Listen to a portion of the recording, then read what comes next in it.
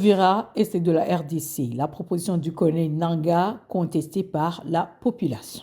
Bonjour à toutes et à tous. À Uvira, dans l'est de la République démocratique du Congo, la décision du colonel Corneille Nanga de céder la ville après une semaine d'occupation suscite une vive controverse. Une partie de la population manifeste contre ce retrait, demandant que le M23 continue de contrôler Uvira et ses environs. Lors de la prise de la ville, certains habitants, notamment des Banyamulenge de Minembwe, avaient célébré cette arrivée du M23, se sentant soulagés face aux violences des FARDC, des forces burundaises, des groupes Wazalendo et des FDLR. Un membre de la diaspora Banyamulenge a confié à RC Monde sa joie de voir ses frères et sœurs libérés des atrocités subies.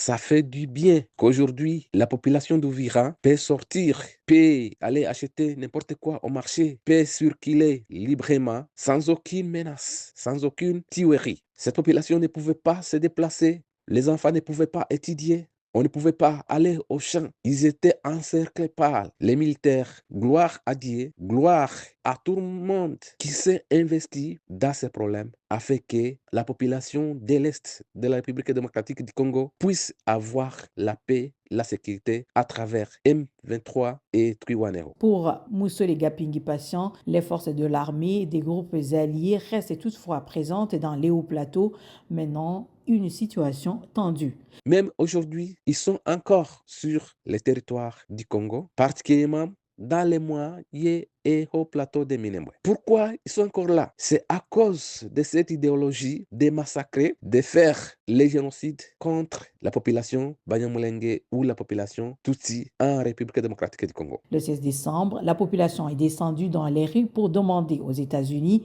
de ne pas contraindre le retrait du M23. Parmi les manifestants, certains membres de Wazalendo ont exprimé leur volonté de coopérer avec le mouvement.